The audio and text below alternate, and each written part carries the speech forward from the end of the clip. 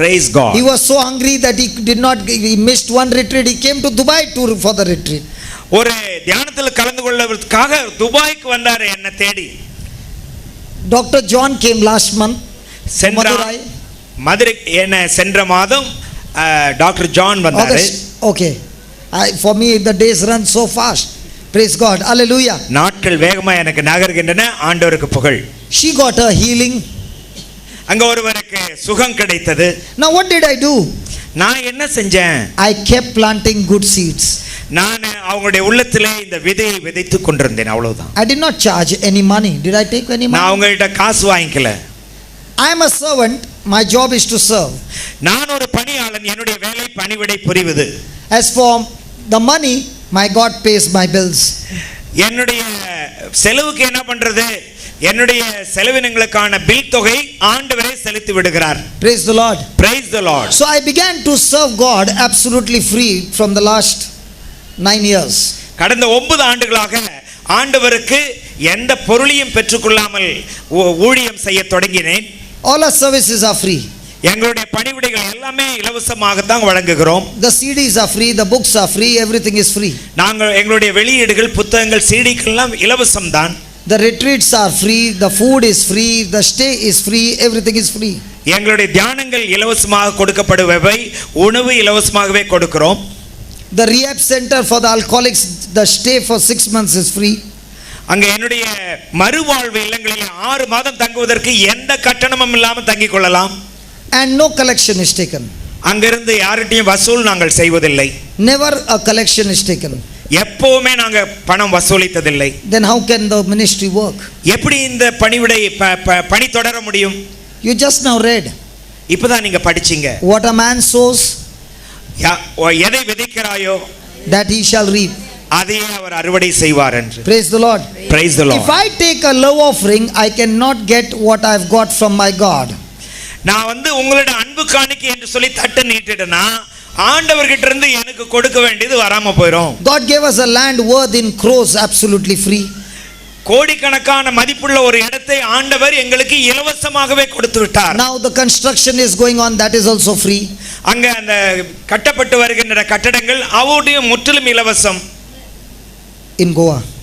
கோவாவுல இது நடந்துகிட்டு இருக்கு. Praise the Lord. Praise the Lord. When you believe his word, நீ அவருடைய வார்த்தையை நம்பும்போது you shall see the glory of God. அவருடைய மகிமையை நீ காண்பாய். The second principle, you never know which person is going to bless you, and that's why every person in your life is so important, because your promotion will always come through someone whom you have served before. யார் வழியாக நமக்கு இந்த வாழ்க்கையின் உயர்வு வரும்னு நாம கண்டுபிடிக்க முடியாது.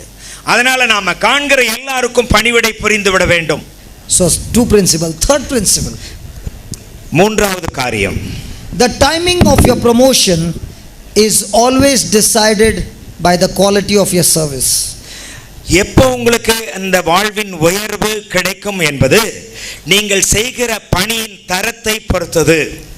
So if the quality of your service is excellent, your promotion timing will be very, very soon. நீங்க மிக உயர்ந்த தரத்திலே உங்களுடைய பணிவிடைகளை செய்து வந்தால் உங்களுடைய உயர்வு அதி விரைவிலேயே உங்களுக்கு கிடைத்துவிடும். So anything that you are doing in God's kingdom, first ask a question, is it quality service?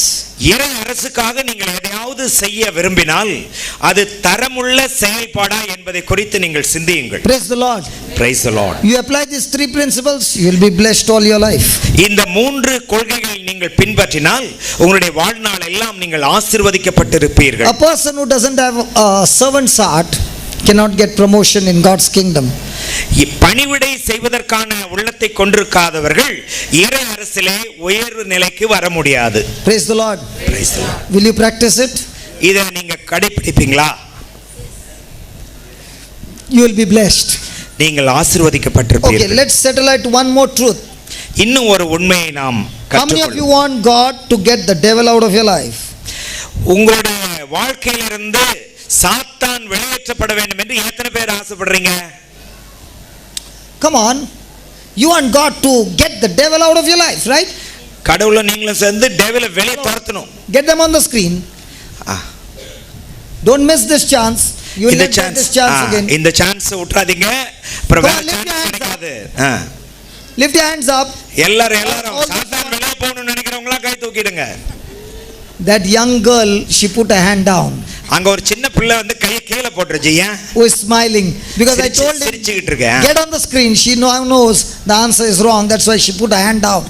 Smart girl. Your answer is wrong. உங்களுடைய இந்த விருப்பம் தவறானது. Not hers. All these people's. Her நீங்க answer எல்லாம் is கை right. தூக்குனீங்கல்ல, நீங்க எல்லாமே தப்பு. Let me show you. எப்படின்னு காட்டுறேன். James chapter 4 verse 7. யாகப்பர் 4:7. யாகப்பர் 4:7. James chapter 4 verse 7. I have still not started preaching. I am just giving you the truth. Then we start the preaching. இப்போ உண்மையை பற்றி நாம கற்றுக்கொண்டிருக்கிறோம். அதுக்கு பிறகுதான் நான் போதிக்க தொடங்குவேன். 4:7. James chapter 4 verse 7. எனவே கடவுளுக்கு பணிந்து வாழுங்கள், அலகையை எதிர்த்து நில்லுங்கள், அப்பொழுது அது உங்களிடமிருந்து ஓடி போகும். What is he saying? Submit to God. கடவுளுக்கு Submit yourself, பணிந்திருங்கள், therefore to God. கடவுளுக்கு பணிந்து வாழுங்கள், Resist the devil அலகையை எதிர்த்து நில்லுங்கள், and he will flee from you. அப்போது உங்களை விட்டு அது ஓடி போகும். Praise God. Praise the Lord. First thing God says, submit to my word. முதல்ல சொல்ற கருத்து, என்னுடைய வார்த்தைக்கு பணிந்திருங்கள். Is submit and obey one and the same? கீழ்ப்படிகிறதும் அதற்கு பணிந்திருப்பதும் ஒன்றுதானா? Hello? Is submitting to God and obeying God is one and the same? கடவுளுடைய வாக்கின்படி, வாக்குக்கு அர்ப்பணிப்பதும் வார்த்தையின்படி நடப்பதும் கீழ்ப்படிவதும் ஒன்றுதானா? The Bible says wives submit to your husband. The Bible doesn't say wives obey your husbands. மனைவிகள் கணவர்களுக்கு கீழ்ப்படிந்திருங்கள் சொல்லவில்லை, நீங்க கணவர்களுக்கு உங்களை ஒப்புக் கொடுங்கள். Now all the husbands are happy. இப்போ எல்லா கணவன்மார்களுக்கும் குஷி. இப்போ Now all the wives are sad. இப்போ மனைவிமார்கள் மூஞ்செல்லாம் சுருங்கிடுச்சு. Hallelujah. Hallelujah. The word of God doesn't say wives obey your husband. The word of God says wives submit to your husbands. இந்த submit என்பது தமிழ்ல it's little difficult. நீங்க வந்து எப்போதும் பணிந்திருக்க முடிவு செய்வது தான் சப்மிஷன் என்பது. Submission means not to remain under only. Submission means you are doing it because you love. The reason for submission is love. The reason for submission is love. Love can make things what force cannot do. கட்டாயம் செய்ய முடியாததை கனிந்த அன்பு செய்யும். அன்போடு தாழ்ந்து அவர்களுக்கு நடப்பதுதான் submission என்ற சொல்லுக்கு பொருள். கீழ்ப்படிதல் என்பது கட்டாயத்தினால கூட இருக்கலாம். ஆனால் இப்போ பணிந்து இருப்பது என்பது அன்பு உள்ளத்தை முன்னிட்டு என்று விளக்கத்தை சகோதரர். Because of love, even though it's painful, even though it's uncomfortable, still you are doing it because of love is submission. செய்யும் காரியம் மனதுக்கு பிடிக்கல, கஷ்டமா இருக்குது, பாரமா இருந்தா கூட அன்பை முன்னிட்டு நான் பணிந்து இருப்பது தான் அந்த கீழ்ப்படிதல். And you are doing it with a good attitude. அதை ஒரு நல்ல மனப்பாங்கோடு நீங்கள் செய்கிறீர்கள். It is a sacrifice.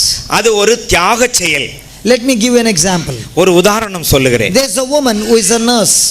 ஒரு செவிலியராக இருக்கிற ஒரு பெண்மணி தெரியும். Praise God. Her daughter is sick.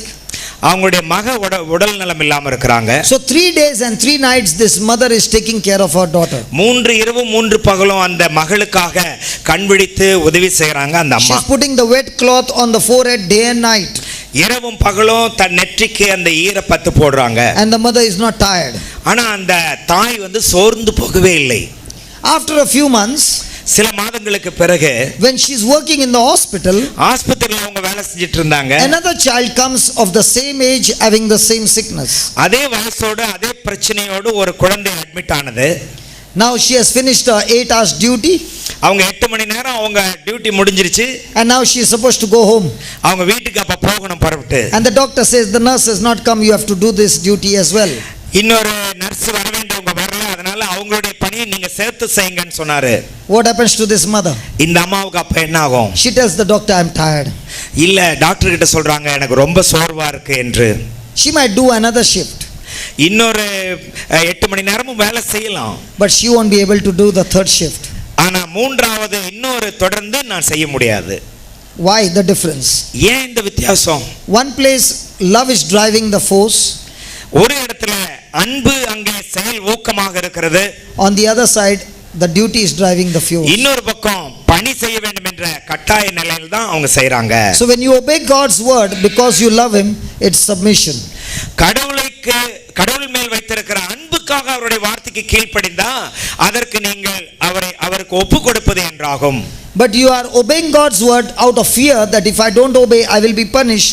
That is obedience but not submission. ஆண்டவர் தண்டிப்பாரு இல்லைன்னா எனக்கு பிரச்சனை வருன்ற எண்ணத்தோடு நீங்கள் அந்த வார்த்தைக்கு கீழ்ப்படிந்தா அது கீழ்ப்படிதல் தான்.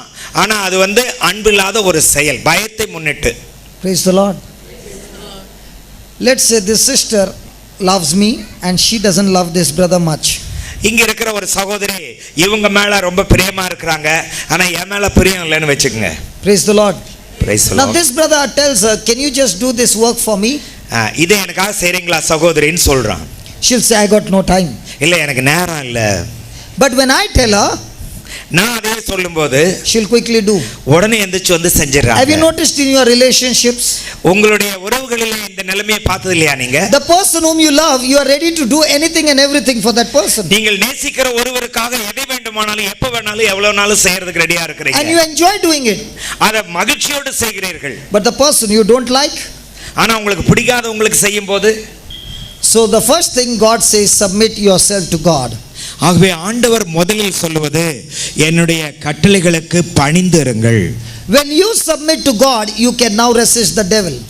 கடவுளுடைய கட்டளைக்கு பணிந்து நீங்கள் வாழும்போது தீயோனை நீங்கள் எதிர்த்து நிற்க முடியும். Did God say, I will make the devil run away from you? நான் அவனை ஓட்டுறேன்னு கடவுள் உங்ககிட்ட சொன்னாரா? God said, no, you can make the devil run away from you. அவன் உன்னை விட்டு ஓடி போக உன்னால் செய்ய முடியும் என்று இறைவன் சொல்லுகிறார். Yes? Yes. Now all this time what are you telling? God, you get the devil out. God is saying, no, you submit to my word in you will make the devil run away from you. இத்தனை நாட்கள் நீங்கள் என்ன நம்பிக்கொண்டிருந்தீர்கள்? கடவுள் சாத்தானை நம்மிடமிருந்து விரட்டுகிறார் என்று.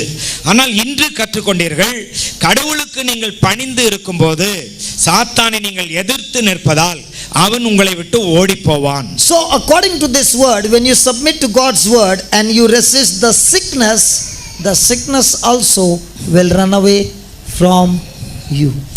அதே போல இறை வார்த்தைக்கு நீங்கள் பணிந்து வாழ்ந்து கொண்டிருக்கும் போது நோயை எதிர்த்து நின்றால் அந்த நோய் உங்களை விட்டு ஓடி போகும். Are you understanding? புரியுதா உங்களுக்கு? So let's start the preaching now. இப்பதான் நம்ம போதனையை தொடங்குகிறோம். Hello? சரியா? Okay. How many of you want victory in your life? உங்களுடைய வாழ்க்கையில வெற்றி வேண்டும் என்று சொல்பவர்கள் எத்தனை பேர்? Now everybody is saying if we ask a question we should not put our hands up. இப்ப எல்லாருக்கும் பயம் கையை தூக்குனா போச்சு என்று. Okay, this time it's the right answer. Let's see who is. How many of you believe God will give you the victory? Come on, lift your hands up. எத்தனை பேருக்கு தெரியும் கடவுள் உங்களுக்கு வெற்றி அளிப்பார் என்று? Get them quickly. சீக்கிரம் Look at that baby. Now she's not putting her hand up. பாருங்க கையே தூக்க மாட்டேங்கறாங்க. Hallelujah. Hallelujah. Okay, let's see how many people God is going to give them the victory. எத்தனை பேர் கடவுள் உங்களுக்கு வெற்றி தர போகிறார் என்று சொல்பவர்கள்? You're wrong. 1 John chapter 5 verse 4. 1 யோவான் 5வது அதிகாரம் 4வது வசனம். Please read it. 1 John chapter 5 verse 4. ஏனெனில் கடவுளிடமிருந்து பிறக்கும் அனைத்தும் உலகை வெல்லும். Okay. Victory. Okay. உலகை வெல்லுவது நம் நம்பிக்கையே. Not God. Not God. நம்முடைய விசுவாசம் வெற்றி தரும். My faith gives me victory. என்னுடைய நம்பிக்கை எனக்கு வெற்றி தருகிறது. Did God say He will give you the victory? கடவுள் இங்க சொன்னாரா நான் உனக்கு வெற்றி தருகிறேன் என்று? You know, please try to understand. You might say, this brother is preaching, that means I don't need God. Oh no, you need God because His power, His faith, everything from Him you need. But God is saying, I have given you everything, use it and get your victory. இந்த சகோதரர் வந்து கடவுளே தேவையில்லைங்கிற மாதிரி எல்லாம் சொல்லிக்கிட்டு இருக்கிறாரு என்று ஒரு சிலர் நினைக்க கூடும். நான் அப்படி சொல்லவில்லை. கடவுள் அவருடைய வார்த்தையை, அவருடைய ஆசீர்வாதமான ஆவியை, அவருடைய அதிகாரத்தை நமக்கு கொடுத்திருக்கிறார். அதிலிருந்து வெற்றியை பெற்றுக்கொள்ள சொல்லுகிறார் என்று நான் சொல்லுகிறேன் சொல்றார். Your wife cooks food? உங்களுடைய மனைவி உங்களுக்கு சமைக்கிறாங்களா? She has got those masala, rice and all that. Then you all both hold hands together.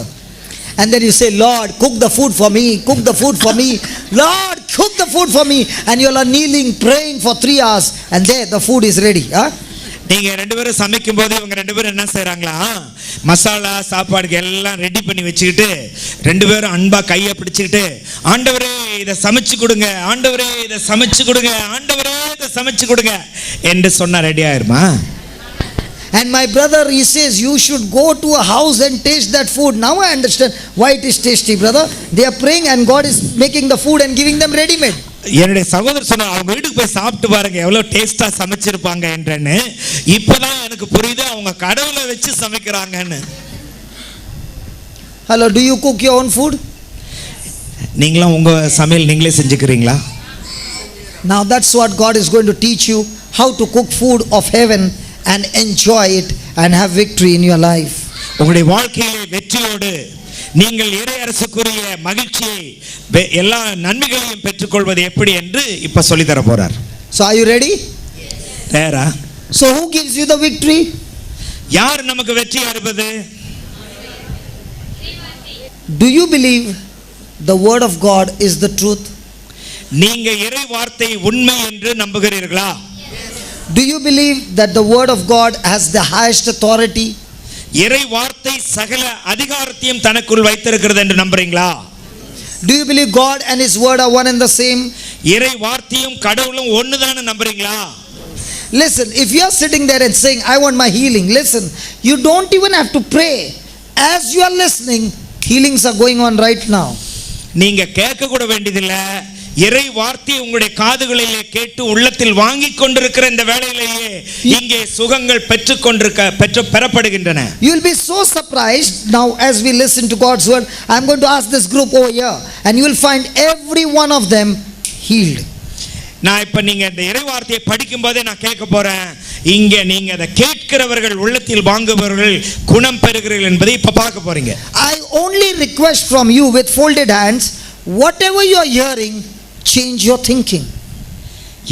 கேட்கிற இறை வார்த்தையின்படி உங்களுடைய எண்ணங்களை நீங்கள் மாற்றிக் கொள்ளுங்கள். The change in your thinking is the truth that will set you free. உங்களுடைய எண்ணங்களில் ஏற்படுகிற இந்த மாற்றம் தான் அந்த உண்மைக்கேற்ற மாற்றம். அது உங்களுக்கு விடுதலையை தரும். Just because you read the scripture doesn't mean you know the truth. நீங்க அந்த இறை வார்த்தையை படிச்ச உடனே உங்களுக்கு உண்மை தெரியறது இல்ல. But when you change your thinking, உங்களுடைய எண்ணங்களை அதற்கேற்ப மாற்றிக் கொள்ளும் போதுதான் இது நிகழ்கிறது. and now you make your thinking with God's thinking, உங்களுடைய எண்ணங்களையும் இறைவனுடைய எண்ணங்களையும் ஒன்றுபடுத்துகிறீர்கள். instantly the healings begin. அப்பவே சுகம் வர தொடங்கி விட்டது. Did you get that? புரியுதா? Hello, did you get that? புரியுதா? Now who is going to give you the victory? யார் வெற்றி உங்களுக்கு தர போகிறார்? Just read it. ஏனெனில் கடவுளிடமிருந்து பிறக்கும் அனைத்தும். Can I request you? Can you make them repeat each word? அவங்க சொல்ற வார்த்தை நீங்களும் திரும்ப சொல்லுங்க. ஏனெனில் கடவுளிடமிருந்து பிறக்கும் அனைத்தும் உலகை வெல்லும். உலகை வெல்லுவது நம் நம்பிக்கையே. உலகை வெல்லுவது நம் நம்பிக்கையே. Say that again, last line. உலகை வெல்லுவது நம் நம்பிக்கையே. So who is going to give you the victory? யார் உங்களுக்கு வெற்றியை தருவது? My faith. என்னுடைய விசுவாசம்.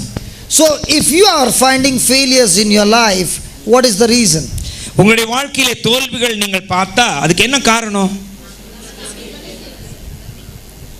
So if you go to people and say, pray over me, pray over me, pray over me, pray for me, pray for me, pray over me, and you don't have the faith, can you get the victory? நீங்க பலரிடம் சென்று எனக்காக ஜெபிங்க, என்மேல் கை வைத்து ஜெபிங்கன்னுலாம் சொல்லி சொல்லி கேட்கும்போது விசுவாசம் உங்களில் இல்லை என்றால் உங்களுக்கு வெற்றி கிடைக்குமா? So most of the time you are running after preachers. நிறைய சமயங்களில் நீங்க யாராவது ஜெபிக்கிறது கிடைப்பாங்களான்னா உங்க பின்னால ஓடுறீங்க. You must run after the word of God. அதற்கு மாறாக இறைவார்த்தையின் பின்னால நீங்க ஓட வேண்டும். The preacher cannot set you free. அந்த போதிப்பவர் உங்களுக்கு விடுதலை தர முடியாது. Only the word of God can. இறை வார்த்தை தான் உங்களுக்கு விடுதலை தர முடியும். Are you understanding? புரியுதா உங்களுக்கு? They became sad. ஏன் ரொம்ப என்ன இவ்வளவு ஏன் உங்களுக்கு முகம் வாடி போச்சு? Sad. Hallelujah. Hallelujah Hallelujah. Hallelujah. Say that my faith. என்னுடைய விசுவாசம். Say. சொல்லுங்க, என்னுடைய விசுவாசம் Gives me victory எனக்கு வெற்றி அளிக்கிறது. over the world. உலகின் மீது வெற்றி அளிக்கிறது. I overcome the world நான் உலகை வெல்லுகிறேன் with my faith. என்னுடைய விசுவாசத்தை கொண்டு. Correct?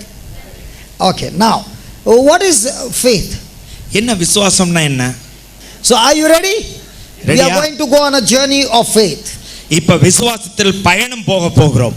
And all you wonderful people who are sitting down, I am counting on you.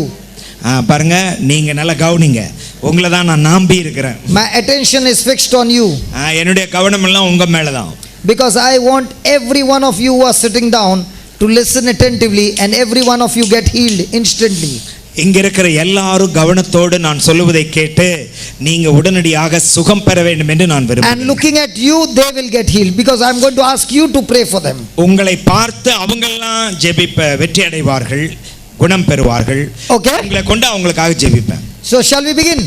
தொடங்கலாமா? Okay, let's say somebody has got a leg pain. யாருக்காவது கால் வலி இருக்குன்னு வெச்சு. Okay. Yeah. Okay, two of them. Let's start with them.